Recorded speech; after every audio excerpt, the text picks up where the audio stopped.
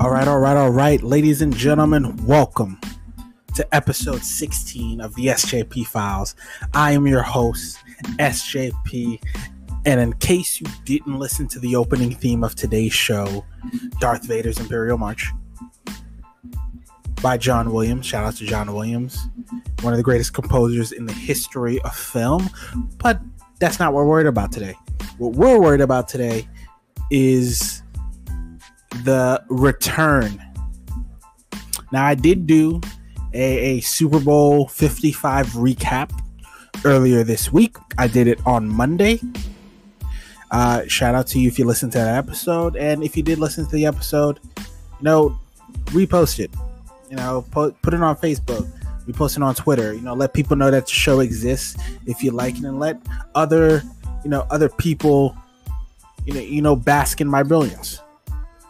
Listen to my dulcet tones of my just sheer, knowledge, the depth of my knowledge, ladies and gentlemen.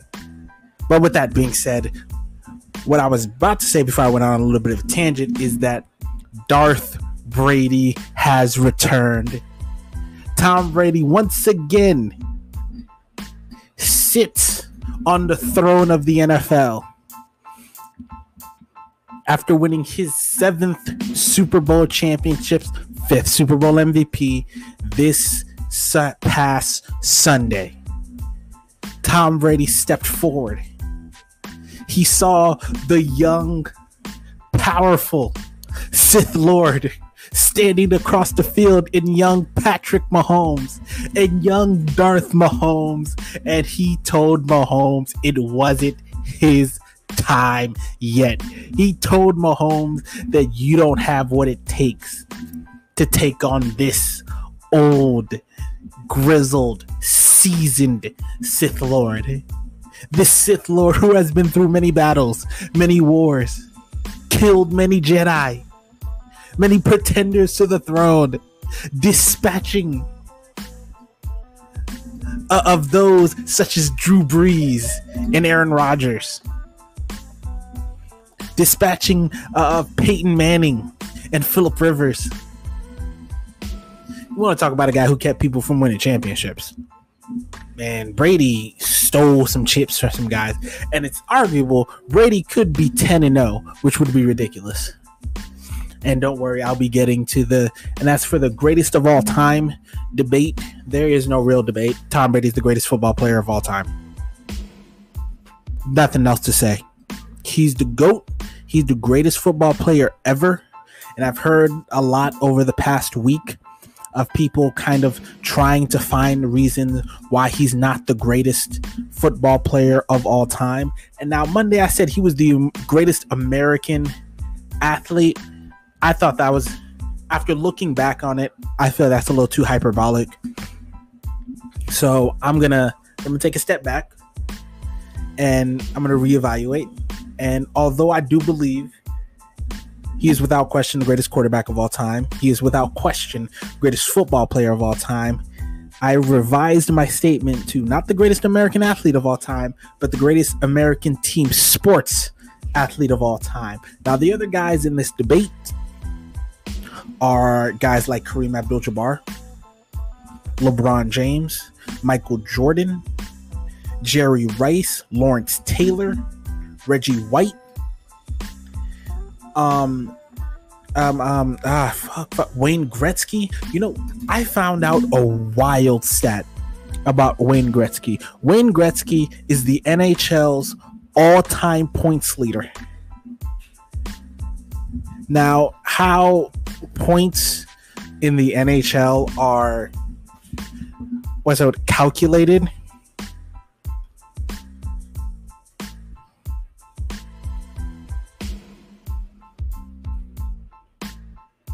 How are points in the NHL calculated? Now, I'm not sure. From what I understand, the NHL point system in hockey works as it's basically each goal scored or assist earned. So the total number of goals plus assists earns you the total number of points. Now, to my knowledge, as the NHL's all-time, points, and I believe he's the NHL's all-time goal leader too.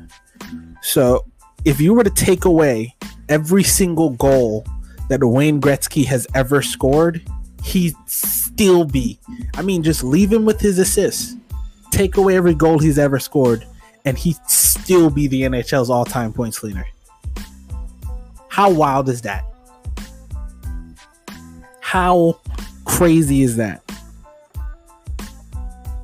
That's one of the wildest stats I think I've ever heard in my life. That might be the craziest stat I've ever heard.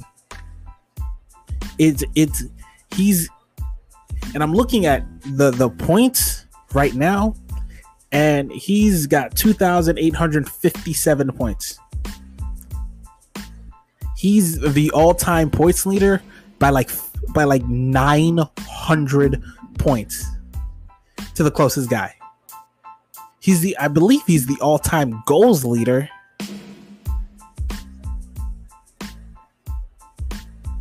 If memories, I think he's the all-time goals leader by a couple hundred himself, by like 150. It's crazy. I don't understand this. Wayne Gretzky, 4 Stanley Cups, 3 World Championships, 2 World Championship medals. His NHL totals, over 1,400 games played, almost 900 goals, almost 2,000 assists, almost 3,000 points. And he's the greatest hockey player of all time, one of the greatest athletes of all time. Wayne Gretzky does not get enough shine in the all-time debate when it comes to professional athletes. And yes, Tom Brady is above Jordan in the debate for greatest athlete of all time. And I know Michael Jordan didn't lose a championship, and I've had to hear people all week say, well, Jordan went 6 for 6. I hate that stat. It's one of the most overblown stats in the history of professional sports. It's one of the most overblown and overused. You want to talk about Jordan being the great? You want to talk about Jordan being the greatest? Then talk about the other shit Jordan did. Talk about the fact that he's one of the best perimeter defenders the game's ever seen. Talk about the fact he's one of the best scorers the game's ever seen. Talk about the fact he was an incredibly underrated passer, a great finisher at the rim. When his athleticism started to wane, he created a post game that rivaled Hakeem Olajuwon's. That might be an over-exaggeration, but you see where I'm going with it. And his mid-range game is second to none in the history of the NBA. And I hate when people started comparing Kawhi Leonard's mid-range game to Jordan's. Let me make myself perfectly clear. Kawhi Leonard's mid-range game, comparing Kawhi Leonard's mid-range game to Michael Jordan is a slap in the face to Michael Jordan. Michael Jordan's mid-range game was as unstoppable as any player in the history of professional basketball, and it's insulting to MJ to allow anyone to ever come close to that. But with that being said, we're gonna go back to Darth Brady. Darth Brady celebrating with his team in a in a Super Bowl victory boat parade in Tampa. Which one is one of the crazier things I've seen in a while. In all of the Super Bowl victories in Boston, in New England, and I've never seen Brady get this turned up. Tom Brady was out here drinking on the high seas. This man This man was out here throwing the Super Bowl trophy, the Lombardi trophy, from boat to boat. What? A lot of people don't realize. I'm sure a lot of you have seen the video. But if Brady, if the other guy, I can't remember his name. I thought his name was like Gout or something. What's his name? Cam Bratt. Brait. I think it's Cam Brait. Catches the Lombardi. If he doesn't catch that trophy, and that trophy sinks to like the bottom of that harbor, I'm pretty sure that harbor is like 26 feet deep. So you have to call like a group of professional divers. Hey, can you guys go down there and get the Lombardi trophy? Are you insane?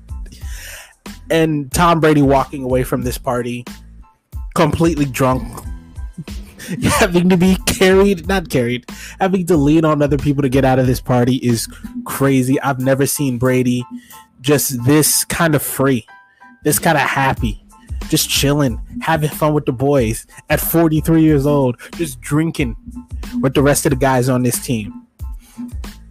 Now, I know that people that some New England Patriots fans are not happy or are considering Brady a traitor. Well, Brady wanted to stay and Belichick didn't want him. And the fact that Belichick didn't want him, I've never criticized Bill Belichick. Well, I've criticized Bill Belichick once, and that was because of the Malcolm Butler thing. But other than that, I've never really criticized Bill Belichick. But Bill Belichick letting Tom Brady go without having a firm backup plan in place, a firm succession plan in place, is one of the most foolish things I think Belichick's ever done. You didn't know you were going to get Cam. You had Jared Stidham and Brian Hoyer, and we saw how well that turned out. Cam was very good the first couple of games of the season, and then after he got COVID, he fell off a goddamn cliff. His arm looked shot with a couple of throws there. It looked like he just couldn't get the ball to his wide receivers, and his wide receivers weren't exactly great anyway. But the New England Patriots will be back next year. I know Cam wants to be back next year. If I'm New England, I'm trying to you're going to have to get one of these, you have to get one of these guys in the draft. And I don't know who one of these guys are going to be, but you are going to have to get one of these guys in the draft, or you're going to have to trade for somebody, or you're going to have to keep somebody. I'm not sure how that happens.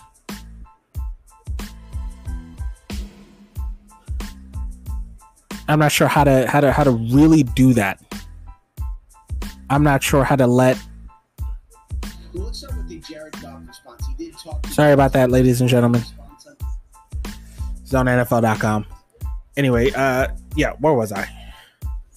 I was no real surprise in how this is gonna go. I don't know how this is gonna go for the New England Patriots. I want them to do very, very well. They're my team, of course. And even though Brady is no longer on it, I want to see them succeed. I very much want to see them succeed. And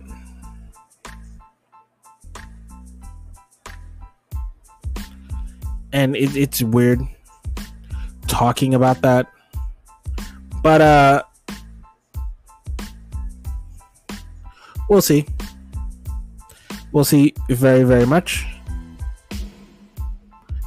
And sorry, I've been slightly distracted.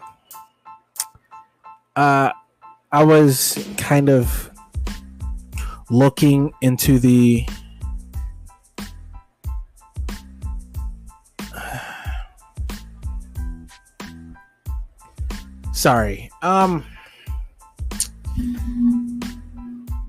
my issue, because something is kind of, just taken my breath away. Not breath away, kind of just dropped into my lap this week when the Jacksonville Jaguars, and I'm gonna get to Jared Goff.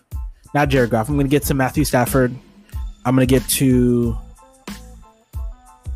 we're gonna talk Yeah, we're going to talk Matthew Stafford. We're going to talk J.J. Watt. We're going to talk the Houston Texans. We're going to talk a bunch of other things, especially with basketball. You people know how I love ball. But we're going to talk about Deshaun Watson, of course. But I want to dive into this situation with the Jaguars. The Jaguars just signed hold on. I'm trying to remember who the hell this dude's name is. I think he's like the strength and conditioning coach. The Iowa guy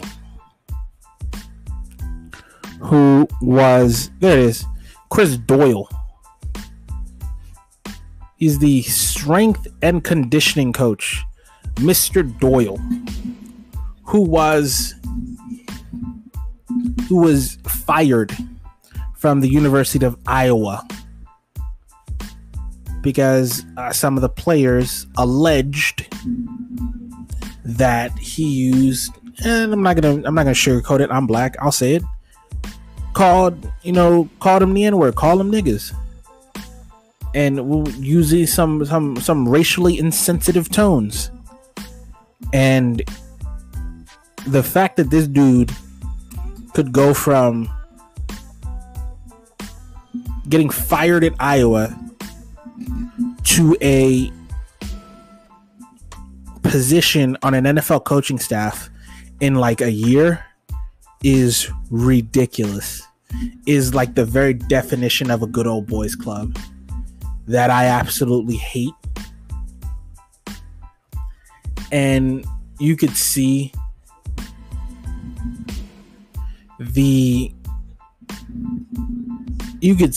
most of Urban Meyer's staff. I know Urban Meyer said, I've known this guy for 20 years. I don't give a fuck. I don't give a fuck at all. Could care less how long you've known him. The fact that this guy could just jump in to an NFL coaching staff after what he is alleged to do, whether it's true or not, the University of Iowa felt that they had to fire this dude, and you're going to hire him and say, man, we're just not going to let this happen again. If you think that somebody's grown-ass men aren't going to have an issue with that, you are sadly mistaken. And Urban, you got to know what's good, man. You got to know what's up. And whether this guy's a friend of yours or not, and you're giving him a chance, or he just made a mistake, this is the type of shit that people like me find so irritating about the NFL. The hypocrisy of this crap. The NFL likes to talk about doing all of this good stuff, all this good work, but it's all about talent. So that's what it's all about. That's what it's ever been about. If you're good enough, you can pretty much do whatever the hell you want. Ben Roethlisberger was accused of multiple counts of sexual assault by multiple women. And the NFL kind of just brushed that under the rug. Well, he's one of our all-time great quarterbacks. So we're just going to let this slide. We're just going to let this go. We're going to pretend this never happened. And true for the last 10 years, to my knowledge, Ben Roethlisberger has essentially stayed out of trouble. But, I mean, come on. Colin Kaepernick kneeled for the national anthem. And they blackballed his ass out the NFL. Now, one of the differences with Colin's situation is Collins was never Ben Roethlisberger. Yeah, he got his team to a Super Bowl. He played in the Super Bowl. Got his team to an NFC Championship game. 2 NFC Championship games. Was a very good quarterback. But the fact is very, very simple. That he was a good quarterback, not good enough by the NFL coaching standards or the NFL owner standards to justify the blatant hypocrisy that they love to tout around. I mean, Kareem Hunt, I think we got video of Kareem Hunt kicking a woman. And he was back in the NFL and the Chiefs cut him and the Browns picked him up immediately. I don't even think he was out of the NFL for like more than 2 months. I don't even think he was gone a month. He got suspended, came back, everything was all good. What?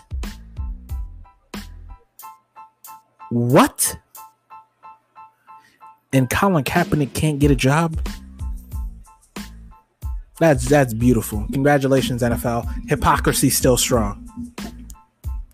Now, enough of the Jacksonville Jaguars, who have and will always be trash for the foreseeable future. I don't care if they get Trevor Lawrence. I live in Florida and I never root for these bums. I hope they stink. And I'm sorry, Trevor, that you have to be associated with this group of trash, but I hope that one day you're able to disassociate yourself from this lunacy.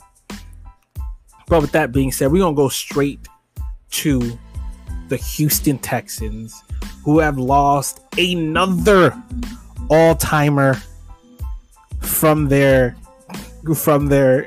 I mean, how to disillusion a fan base in like less than 6 months, from the trading of DeAndre Hopkins for, a second round chicken for like a bag of chicks, for a bag of chips, not bag of chick, for a bag of chips, a bag of Doritos and a drink.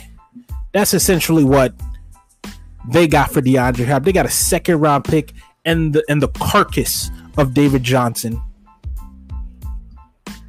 And you've never had a good offensive line. And now your quarterback has formally requested to get the hell out of there, and you refuse to trade him. Not only do you refuse to trade him, you refuse to take any calls to trade him. You are vehemently, and I believe that the Houston Texans also fired one of the coaching staff, that one of the trainers that Deshaun's really fond of. Y'all really trying to test his gangster. The Houston Texans are really trying to test Deshaun Watson gangster. And now, J.J. Watt. Apparently, J.J. Watt asked for his release, and the Texans decided to release him. 10 years of J.J. Watt, the only player in NFL history with multiple 20-sack seasons. He had a 20-sack season in his he had a 20-sack season in his second year and a 20-sack season in his third year. He has 101 career sacks in 10 years. That's 10 sacks per season. Now, he hasn't had a double-digit sack season in like 3 years. His last double-digit sack season was in 2018. We had 16 sacks. 3-time Defensive Player of the Year. J.J. Watt is a 3-time Defensive Player of the Year. He is without question a first ballot Hall of Famer. He's going straight to the Hall when he retires, and he can retire right now, but I don't think he will. I think he's going to try and go somewhere to get himself a championship ring, and he deserves it because he has given everything to this Houston community, and he deserves to get his flowers. He deserves to go out here and get himself attempt to get himself a championship ring. He has already solidified himself as one of the greatest defenders in the history of professional football. It's a shame that he had to land in such a trash organization as the Houston Texans. Fuck the Texans. Fuck the Texans forever. As Andre Johnson said, the Texans is where careers go to die. And it's a waste of time to go there. I completely understand why Deshaun Watson wants the hell out of here. Now, whether or not they're going to trade him is up to because they have his contract. I think he's got like 4 years. I think his extension actually kicks in this year, so that's going to suck for him. But honestly, like I said, they're really trying to test Deshaun Watson gangster, and I was told you never want to test somebody gangster, because when you do that, when you test somebody gangster, when you really test somebody gangster, it tends to make them act a little more gangster than they actually are. And I think Deshaun Watson was already gangster to begin with. So attempting to test his gangster this year is not going to go well for Houston. The draft is coming up. Get your chance to wind up. You could really trade him for like 4 first-round picks. For it, the minimum, if I'm trading for Deshaun Watson, I don't pick up the phone if I'm Houston for anything less than 3 first-round picks. If the conversation doesn't start with 3 first-round picks, the conversation is immediately over. Thank you. Call again when you get some balls. But as for Houston, he doesn't want to be here, and he doesn't want to be there. And I firmly believe that he would rather sit out the season than play in Houston again. And you lost his trust, and that's what happens sometimes, man. You lose a guy's trust, and it's over. He no longer wants to be there. He wants to be gone. He wants to go on vacation anywhere else. Anywhere else. For Deshaun Watson, he doesn't want to be in Houston. Now, I'm gonna step back to Brady real quick because Tom Brady and the Tampa Bay Buccaneers have a couple decisions to make. They have to re-sign. They have a couple guys they need to re-sign. They got Shaq Barrett, needs a new contract. Chris Godwin is looking for a new contract. One of their linebackers, what's his name? Not White. Shit. I am blanking on his name right now. It's killing me. Not JPP. I know Ndamukong Suh's contract is also up. But it's not Devin White. And God, his first name starts with a T.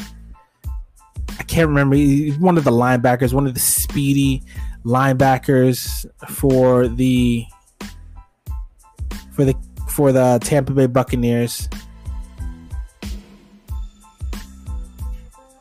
Antonio Brown, Shaquille Barrett. God, what is this dude's name? Anyway, it doesn't matter. They got a couple dudes to really fix that team. They need one of these guys to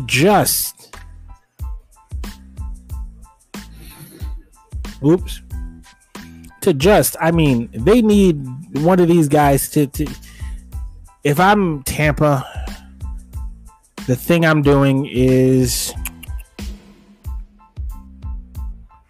if I'm Tampa, what I am doing is I'm trying to get my team I'm trying to keep as much of my team back as humanly possible. I'm trying to get the whole team back.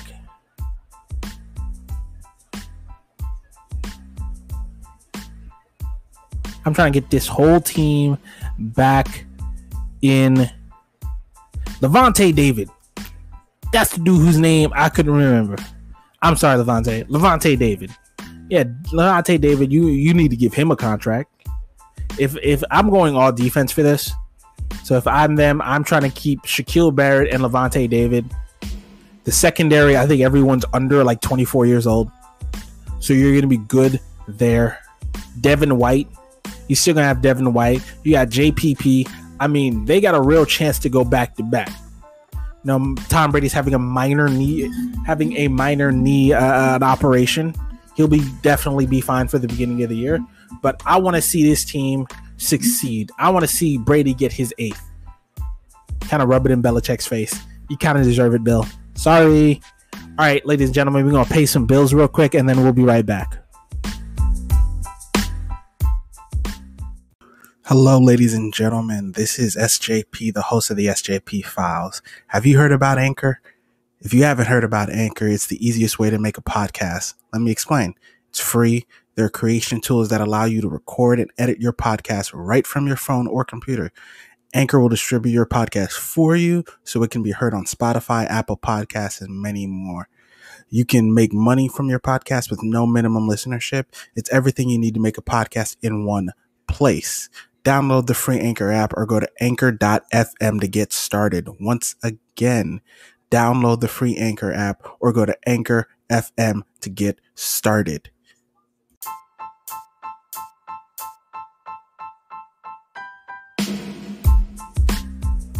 Ha! We're back, ladies and gentlemen. I just paid some bills. Shout out to Anchor for giving me the opportunity to do this podcast for free. No payment whatsoever. I know you just heard it. But anyway, we're going to get back to the NFL. One of the stories that I heard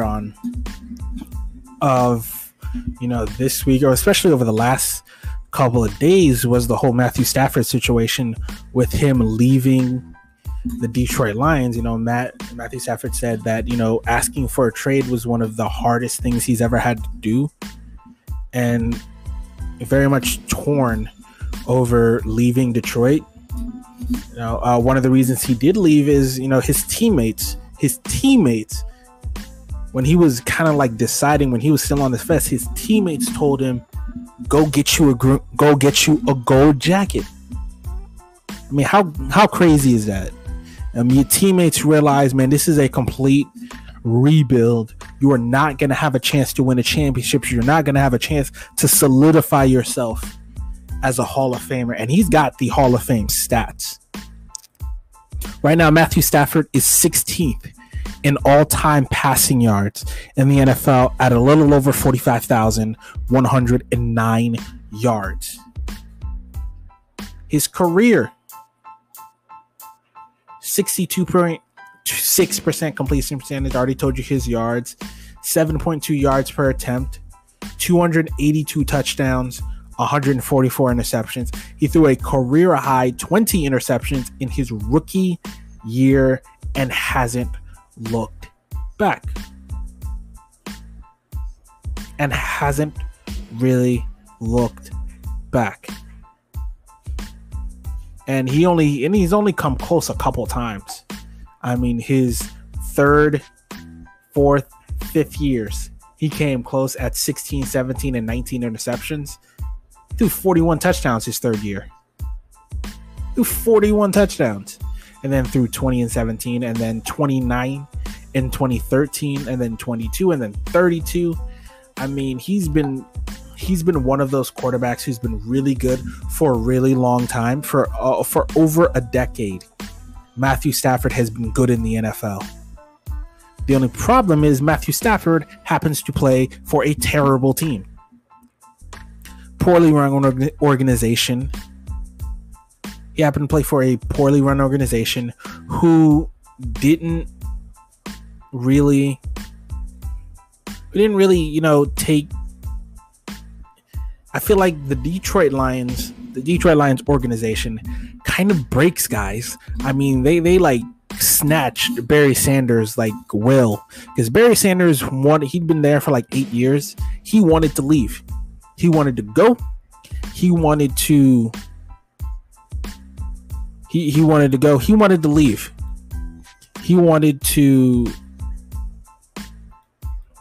Barry Sanders wanted to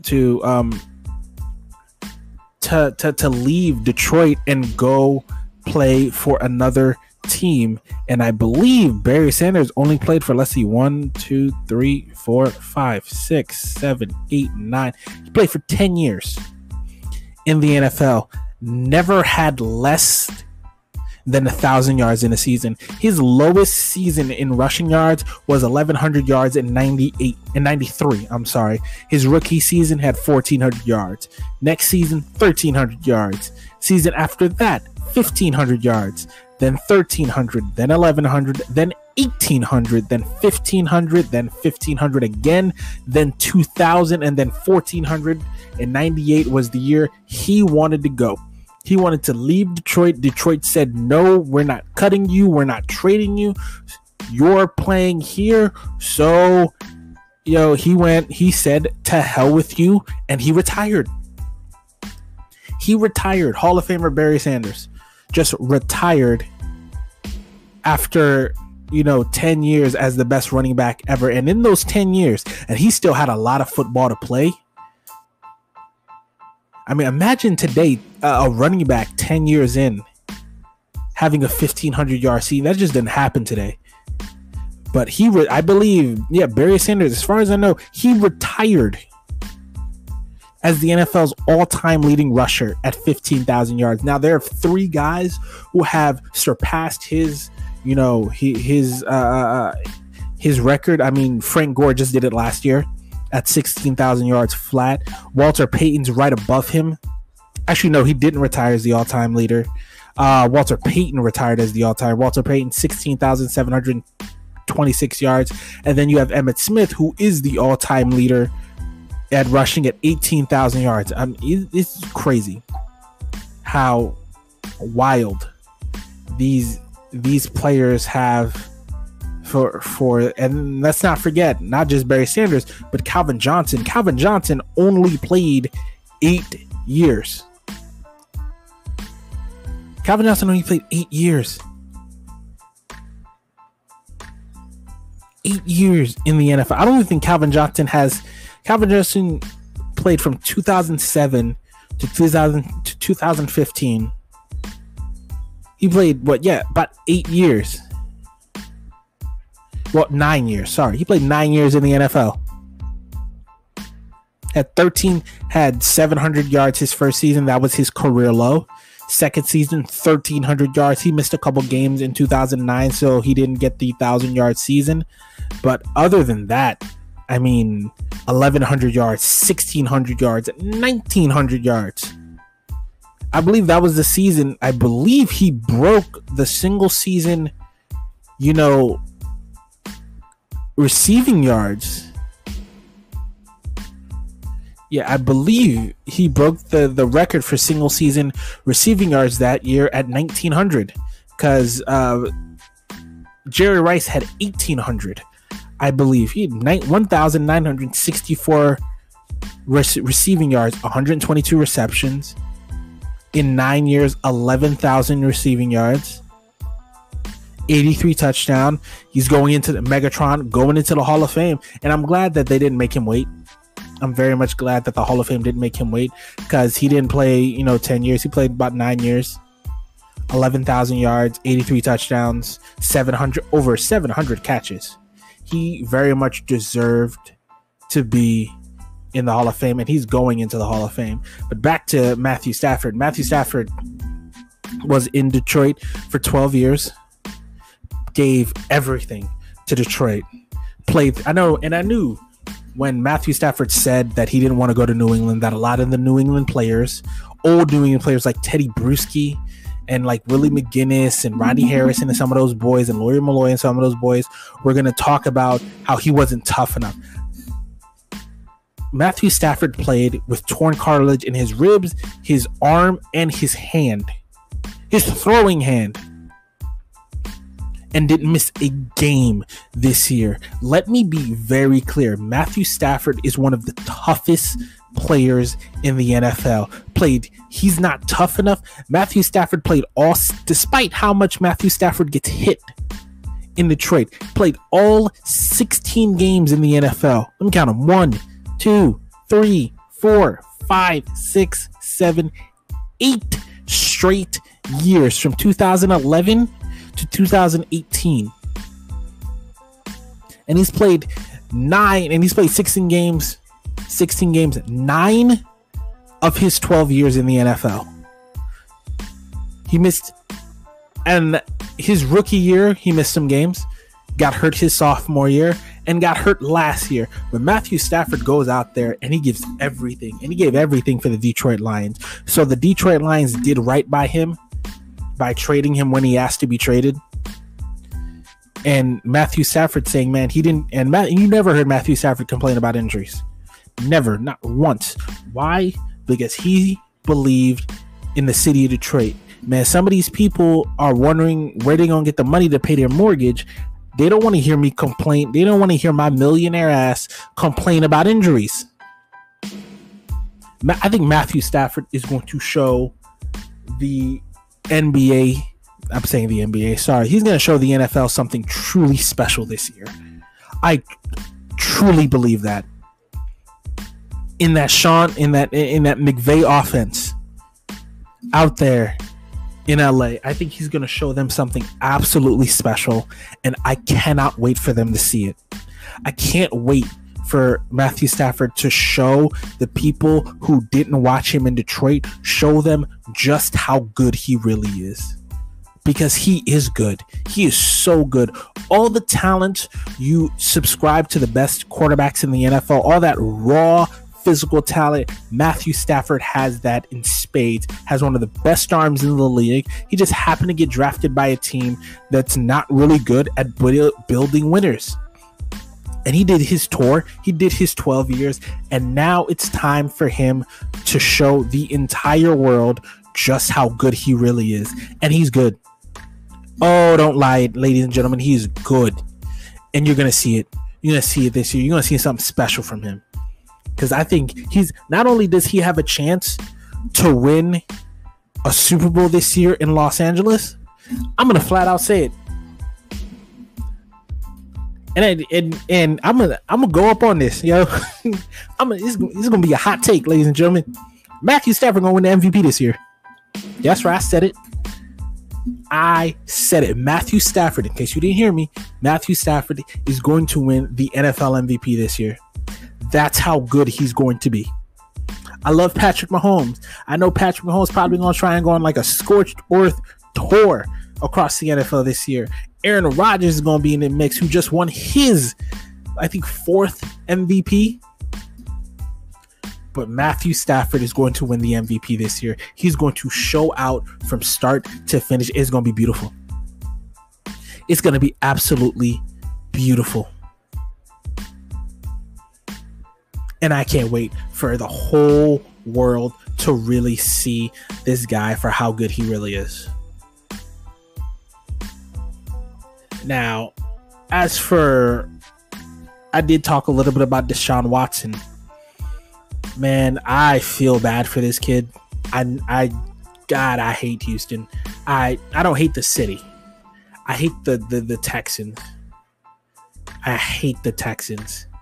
And man, after all these years, Deshaun, I hope he can get the hell out of Houston. Because I don't think there's any, because I know they're going to try and mend this relationship with Deshaun Watson, try and keep him around until he calms down and rescinds his trade, because I don't think that's going to happen. I think they're going to test his gangster a little too much, and he's going to sit out the year. And if he sits out the year, that's going to make you look real bad, Houston. You really want that? If you do, go for it. Now, almost forgot about one. I almost forgot about one Seattle Seahawks quarterback, Russell Wilson. This whole situation with Russell Wilson is kind of so out there. It is so out there. I heard an analogy this morning on on First Things First from Nick Wright. This whole situation is like, and I believe I'm paraphrasing, but I quote, this whole situation is like your accountant calling you last week, telling you, hey, you owe some back taxes to the IRS. You owe a little bit of back taxes. It's nothing big. And then today, your accountant calling you, hey, the FBI just called. They want to know when you want to turn yourself in. That is how wild this situation is. The Seattle Seahawks, this has gone from like the Russell Wilson voicing his concern about the Seahawks, game plan, to, is he going to be traded? Is he going to be traded? Russell Wilson has been sacked almost 400 times since coming into the league in 2012. No other quarterback is higher than 325. And some of that's his fault because Russell Wilson does like to hold the ball a bit. So some of that's on him, but rest of that's on the offensive line. It's not a good offensive line. I believe in the it's been almost a decade since Russell Wilson has been in the NFL, and I think the Seattle Seahawks have drafted one offensive lineman. They've drafted one offensive lineman. The offense is so stagnant. I do not understand why Pete Carroll will not put the ball in this guy's hand. Why Pete Carroll is so insistent on running the football. You have to change. You have to evolve, and it's ridiculous. And I know the Seahawks have essentially said that they're not happy with Russell Wilson's media tour. What the fuck you gonna do to Russell? What you gonna do? Suspend him? Good luck with that. We'll see how that goes. Go ahead, suspend him. See how that goes. What you gonna do? Trade him? He probably wants to be traded. But he's probably too nice to ask for it. What do you want to do? What are you going to do to him? Because if you're not going to do anything to him, shut up. Shut up and stop posturing. You're not going to punish him because he is your franchise. He is your franchise, and you have failed to build an adequate team around him. You have failed to build an offense that takes parts of his strengths and magnifies them. You've left him with an unathletic offensive line that can't keep people out of his face. The man's been sacked almost 400 times in 10 years. Ladies and gentlemen, you saw what happens when an offensive line is bad in the Super Bowl, where Patrick Mahomes was running for his life the whole game, and he still only got sacked 3 times, which is shocking. You would think by how much he was running, the man was running he ran 500 yards in the course of that game, running away from the defensive line of the Tampa Bay Buccaneers. Ran 500 yards behind the line of scrimmage, trying to survive that game, and he only got sacked 3 times, but he got hit quite a bit. That's what happens when a bad offensive line or an injured offensive line meets a great defensive line. And there's some really good defensive lines in the NFC West, where Russell Wilson plays. You got Nicky and Joey Bosa. Hold on. No, Joey Bosa is in the AFC West. Sorry about that. But you still got Nicky Bosa. You still got the LA Rams defensive line. Not to mention the Cardinals defensive line isn't terrible. So you need to find a way to keep him happy. You need to find a way to keep him happy and to get this whole situation cleaned the fuck up. Because if you don't, you're going to lose a franchise quarterback and any chance of being relevant for the next 10 years. Because franchise quarterbacks are not easy to come by. You gotta take chances. You have to take chances if you want to win. And if you want to win a championship, you got to be able to take chances. You took a chance 10 years ago. You gave Matt Flynn a huge contract. You didn't give him a huge contract. You gave him a big contract. And you drafted Russell Wilson. And a couple weeks into camp, you realize, oh, Russell's better than Flynn. Russell's a lot better than Flynn. So you sat Flynn on the bench. You gave Russell the keys to the kingdom. And you let him do his thing next to Marshawn Lynch and behind the Legion of Boom. And he managed the game to the point where you won a Super Bowl. And then you went back to another Super Bowl. And then you lost that Super Bowl thanks to my man Malcolm Butler out here picking up interceptions. Yeah. Intercepting Wilson on the goal line. They really should have given the ball to beast mode. But Malcolm Butler, Super Bowl savior. But he did. But Malcolm, you got trucked by Derrick Henry. Derrick Henry snatched your soul on national television, man. You need to ask Derrick Henry for your soul back, bruh. Because damn, had you looked like you were throwing karate kicks out there, that's how bad he stiff-armed you. He stiff-armed you off the air, off the planet, bruh. Put you in orbit. He stiff-armed you so bad. Anyway, this Russell Wilson situation needs to get sorted out quickly. Very, very quickly. Or this is going to be very, very bad for the Seattle Seahawks. And I hope Pete Carroll knows what the hell he's doing. Because like I said earlier, you test somebody gangster and they might be a little bit too gangster for you. And they might, reach back. And I feel like you tested his gangster last year, the first 6 games of the year. You were great. The offense was fresh. And then he had a couple bad games, and then you reverted back to the old offense. And then you missed the playoffs. And you tested his gangster with that, and he's showing you how gangsty he is right now. By letting everybody know he's not happy. So congratulations. You have one of the 5 best quarterbacks in the league, and you still can't keep this shit right. So good luck. All right, we're going to take a quick break, and when we get back, we're going to finish up with some NBA games. We're going to finish up talking about some of the games that took place this week. Only, 1, 2, 3, 4, 5, 6, 7, about 8 games in the NBA. A little bit about the Kia MVP ladder, the new Kia MVP ladder, and that's it. And then we're going to sign off, and we're going to post this show, and we'll have some fun tonight. All right.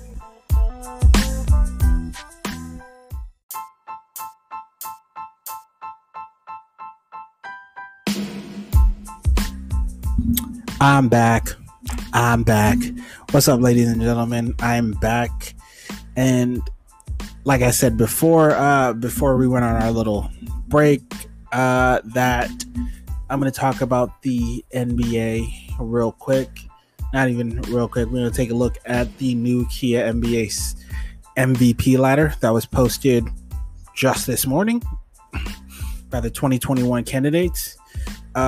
On Monday, we're going to do the power rankings, assuming it's out Monday. It's either going to be out Monday or Tuesday. We'll do the power rankings when they come out. Number 1 on the Kia MVP ladder has not changed. LeBron James is still at number 1 with now about 25 and a half points a game, 8 rebounds, 8 assists. Played 2 overtime games this week. I'll be going over both of them. Joel Embiid still in second place with 29 points, 11 rebounds, 1 block, and 1 steal. Nikola Jokic is still number 3 with 27 points, 11 rebounds, and 9 assists, 2 steals. Kevin Durant still number 4 with about 30 points, 7.5 rebounds, 5 assists. Number 5, still Kawhi Leonard, 26 points, 6 rebounds, and I believe a career high 5 assists. The next 5 are still the next 5. The Kia MVP ladder hasn't changed much. Actually, hasn't changed at all. The top 5 are still the top 5, and they deserve to be the top 5. All these guys have played in numerous games, and they're all still the exact same. They're all as great as they were at the beginning of the year, and they've all remained great. LeBron James still doing it at 36 years old, playing 3 straight overtime victories, 2 of them against the Oklahoma City Thunder, one against the Detroit Pistons. Big double overtime game last week. As for the regular standings, I usually go over this at the end of the show, but I decided to do it at the beginning of the NBA segment. The Philadelphia 76ers 18-8, top of the East. Milwaukee Bucks 16-9, Brooklyn Nets 15-12, Boston Celtics 13-11, Indiana Pacers 13-13, the Toronto Raptors 12-4, Charlotte Hornets 12-4, Atlanta Hawks 11-13, Miami Heat 11-14, and the New York Knicks 11-15. Those are your top 10 teams. They're the only teams that really matter right now. The bottom of the East is the bottom of the East as it's always been. You've got 3 teams in the playoff hunt who are all under 500. Not even 3 teams. Actually, It's 5 teams under 500. The Raptors, the Hornets, the Hawks, the Heat, and the Knicks. The Heat are the only team. The Heat and the Raptors are the 2 teams in that mix that shouldn't be there. These are 2 teams. The Heat played in the finals last year, and the Toronto Raptors got to the second round last year, but neither of these teams are playing well. The Heat just been getting hit with injuries and COVID. They've won their last 4 games, so it looks like they're getting back to full strength. The Toronto Raptors, I don't know what's going on with them. I have no idea whatsoever. As for the Western Conference, the Utah Jazz still at number 1 at 20-5, but they're They're only a half game up on the Los Angeles Lakers, who are 20-6. The Clippers are 2.5 game back at 18-8. Then you have the Phoenix Suns, who've won their last 4 games. The Jazz have won their last 5 games. The Lakers have won their last 6 games.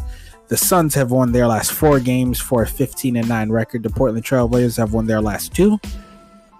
They're 14-10. The Spurs are 14-11.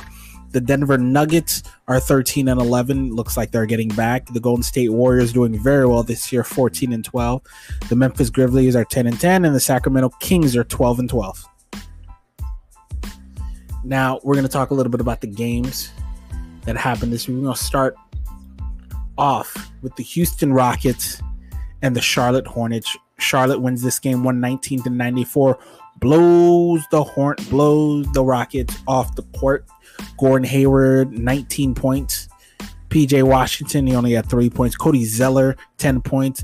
Terry Rozier, 15 points. And the real story of this game, LaMelo Ball, 24 points, 10 assists, 7 rebounds, hit 7 threes in this game. All of his shots were threes. All of his makes were threes. He was 7 for 18 from the field, which only equates to like 40%.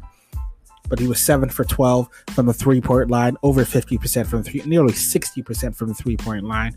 You had Miles Bridges give you 19 off the bench, and so did Malik Monk give you 14 off the bench. Devontae Graham didn't play, but LaMelo Ball has steadily gotten better over the last few games. He's gotten better and better and better and better. He's playing tonight against the Minnesota Timberwolves. Starting again, he's arguably the best rebounder at his position in the entire NBA. In his last 5 games, let's see, 34 points against Utah, 19 against Washington, 24 against Houston, and 17 against Memphis. I mean, he's just getting better and better as the year goes on, showing more and more. He plays very much like we thought Lonzo was going to play, that big playmaking point guard. And I love this kid. I was high on him before he entered the draft. I thought he should have been the number 1 overall pick. If another team was drafting, I think he would have been the number 1 overall pick. He should have at least been the number 2 overall pick, but Minnesota took Anthony Edwards, and good for them. Good for them, I guess.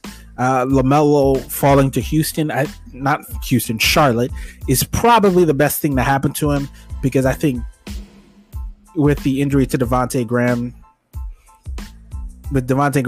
not playing, him moving into the starting lineup has definitely accelerated his growth. He's just getting better and better and better as the game goes on, and I can't wait to see how far this kid matures. Next game is our first, I believe, our first game between the Lakers and the Oklahoma City Thunder. Another overtime game. Another overtime game after the double overtime game from the Detroit Pistons. The Lakers win this game 119-112. LeBron James, 28 points, 14 rebounds, 12 assists. Dennis Schroeder gave you 19 points. Kyle Kuzma is having a very good year, scoring 11 points. Wesley Matthews gave you 16 points off the bench, hit 4 threes. Montrezl, 21 points off the bench. What else is there more to say? The Lakers are the best team in basketball. They might not have the best record, but they're the best team. Everybody knows it. LeBron James playing 42 minutes. He looks amazing. He didn't have a great night from 3, but for the year, he's been shooting phenomenal from 3. I believe he's shooting over 40% from 3 this year. Yeah. No, he's shooting at about 40% from 3 this year. At 7 threes a game. which means he's basically making 3 threes every game, and not just like, pull up threes. He's making pull up threes, step back threes, hitting threes off screens. I mean, LeBron's game has evolved so much since his first year, where he couldn't shoot consistently, to the point now where he's one of the most consistent 3-point shooters in the game. Today, he's always going to hit you with a couple threes. His post game has evolved so much, and he is, in my opinion, the best player in the world. He's the odds-on favorite to win his 5th MVP, and as long as Anthony Davis can stay healthy for the year, I know Anthony Davis is nursing like the Achilles tendonitis, so there's a chance he doesn't. Anthony Davis is nursing his Achilles tendonitis, so I know there's a chance that he could miss some serious time, maybe even until March. But with LeBron James playing the way he is, that doesn't worry me. Doesn't worry me a lot. This is a deep-ass team. With LeBron playing as well as he's playing, there's no real need to worry. There's no need to worry. He's the best player in the world still at year 18. I know people have been trying to give that title away to Steph and Kevin Durant and James Harden and all these other guys, but LeBron's still the best player in the world. He just is. I know it, you know it, he knows it. And to hell with all this shit about him and Jordan. I mean, these are two, and I loved what Kevin Garnett said earlier this week. When Kevin Garnett said the guys in his era couldn't play today. Finally, a retired player with some goddamn sense. Finally, a retired player with some goddamn sense. And I agree with him. The majority of the players in his era could not have played today. They couldn't play. They couldn't have played today. Today's players are far more skilled than they were in the 90s. They just are. Is the game as physical as it was back then? No. But the guys are more athletic. They're more talented. They take better care of their bodies. They're more skilled at a younger age. They're more predisposed to stardom. I mean, most of these guys, by the time they're like 14, especially like the high pick ones, especially like the guys are gonna hit, those guys have been playing for like years. Those guys are already on a level where most people in this circle know who they are or have heard of them. So these guys are a lot more, what's the word I'm looking for? A lot more adjusted to the NBA by the time they come in. With social media the way it is, you hear about these guys years before they step foot in college. That's what happened to Zion Williamson. That's what's happening to Cade Cunningham right now. And these guys, that's what happened to LaMelo Ball. And he steps into the league and he's ready to go. He's just ready to go. Next, we're going to talk about the Brooklyn Nets and the Detroit Pistons. The Pistons getting a win 122-111. I know that Kevin Durant didn't play in this game, but still, Brooklyn, you can't beat the Pistons. And here's the thing about the Pistons. The Pistons' 6 wins, I think they're like 6-18. Their 6 wins have come against like the best teams, have come against some of the best teams in the NBA. Like against like the Clippers. I don't think they've beaten the Lakers, but the Nets, the Celtics, the Jazz, they've beaten some of like the best teams in the league, but lose to everybody else. It's maddening. Jeremy Grant, once again, still proving that he was right to bet on himself, averaging 32 points. Mason Plumlee giving you 14 points. DeLon Wright gave you 22. Josh Jackson gave you 13. And Sadiq Bey, who I've kind of kept my eye on this year, has got 15 points off the bench. He's playing really well as a rookie. And on the Brooklyn Nets, you got Joe Harris at 6, Jeff Green 10.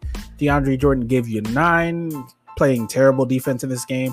James Harden, 24 points, 12 assists. Kyrie Irving, 27 points, 7 assists. They're a terrible defense. And I know they've had some games where they haven't been god-awful, but they're still bad. They're still a bad defensive team, and I hope they need to get this fixed. And I know they recently signed Noah Vonleh. What is that supposed to do? What does that do for me? Nothing, that's what. Unless you got like a top 15 defense, you are not winning a championship. You have to be great in one of the categories and good at the other. That's how you win a championship in the NBA. You got to have either a top 5 offense and a top 15 defense, or you got to have a top 5 defense and a top 15 offense. That's how it works. You cannot have a top 5 offense and like the 27th defense in the league and win a championship. You just can't do it. And I know they can play defense for stretches, but they need to put together whole games of great defense to win championships, or they're not going to make it out of the Eastern Conference. Next, we have a duel between the top 2 picks in their respective drafts. And top 2 pick in their draft, not respective draft, in their collective draft between Trae Young and Luka Doncic, where the Atlanta Hawks and the Dallas Mavericks went at it. Dallas wins 118 to 117. Trae and Luka are going to be tied together for the entirety of their careers, considering the fact that we're both traded for each other. Luka got picked 3rd by the Atlanta Hawks, and Trae got picked 5th by the Dallas Mavericks, and they essentially swapped both guys.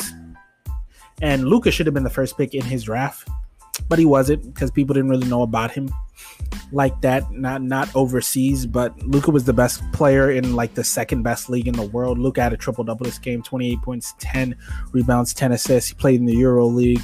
21 points from Jalen Brunson off the bench. Kristaps Porzingis chipped in for 15 points. Trae Young gave you 25 points, 15 assists. Kevin Huber, whatever the hell his name is, gave you 23 points, 8 rebounds, 3 assists. John Collins stepped up, gave you 33 points, 8 rebounds. But the Mavericks outlasted the Hawks in this game. The Mavericks rally behind Luka, putting in real work to get in this game. I'm very, very impressed with not with the Dallas Mavericks. The Dallas Mavericks are terrible.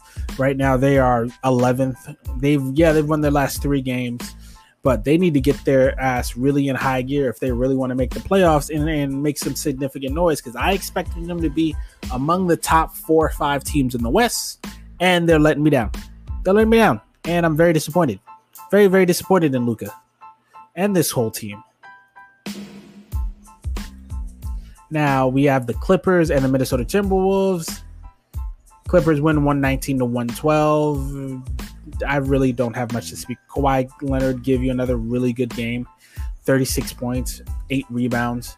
Nicholas Batum gave you 8 points, 10 rebounds. Good God. Lou Williams is once again beginning to look like Lou Williams. Lemon Pepper Lou had a really slow start to the season, but now he's matured. He's gotten better and better and better.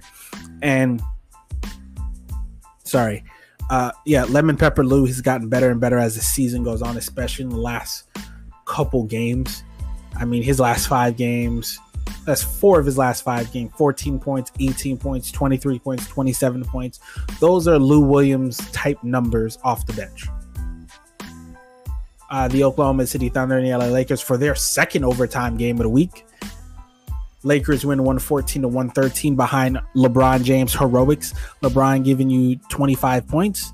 Kyle Kuzma starting this game gave you 15 points and 9 rebounds. Dennis Schroeder gave you 19 points.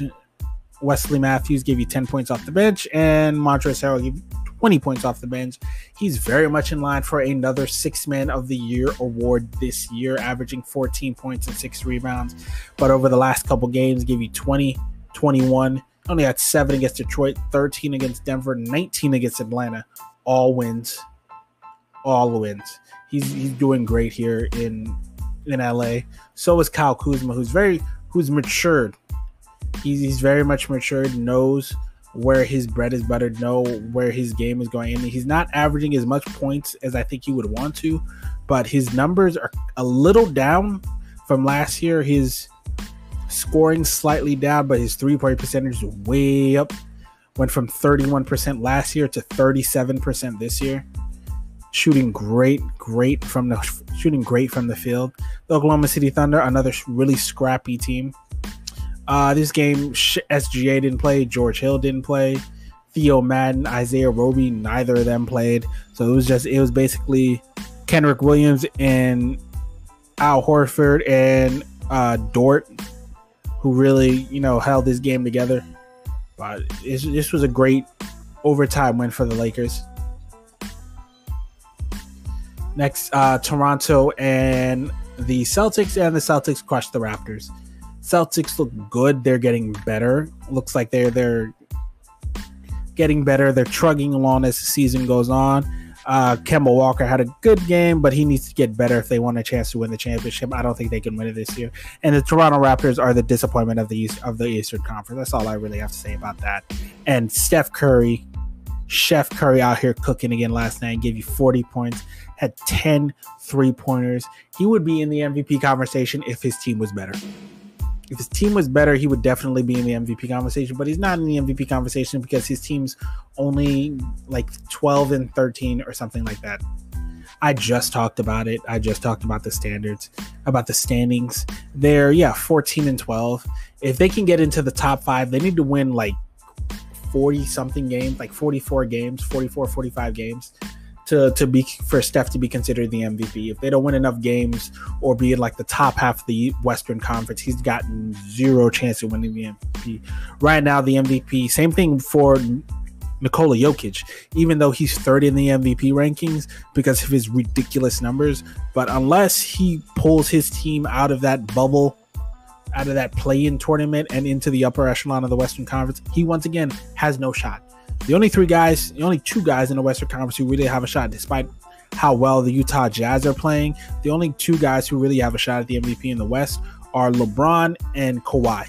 In the East, it's Joel Embiid. Kevin Durant, their record isn't good enough. Even though they're third in the West in the Eastern Conference, their record's not good enough, and Kevin Durant's missed too many games. Giannis is essentially disqualified after winning 2 MVPs. The NBA writers do not like giving 3 MVPs to a guy, even if he deserves it, even if he had the best season, even if he's the best player on the best team. The MVP voters do not like giving 3 straight MVPs to a guy, so he's virtually disqualified from winning the MVP award this year. And Joel Embiid, he's got the numbers, but I don't know if he's going to play enough games. He's already missed some time. I think he's missed, I want to say they're 18 and 8. I want to say he's missed like 6 or 7 games already this year, even though they have a great record. I want to say he's missed like 6 games this year. So with LeBron's played every single game, so that's why he's kind of at the front of that list. All right, ladies and gentlemen, that is it for episode 16 of the SJP Files. Thank you so much for listening. And once again, if you like this show, if you like what I'm doing, let me know. You could DM me on Twitter. You can hit me up on Facebook. You could hit up my YouTube channel where I have like the videos of these. I don't have a webcam yet. Actually, I do have a webcam. I'm just not really comfortable doing webcam yet. I'm just really comfortable with my voice right now. But I do have videos up on YouTube of these episodes. So if you just want to leave comments in the comment section of the video that you listened to, that the video you had questions about. But if you really like the episode, put it out there. Let people know what I'm doing. Let your friends know what I'm doing here. Let your friends know that this show is on the air. Let them know how I'm doing it, and let them know if you really like it. All right. Good night, ladies and gentlemen.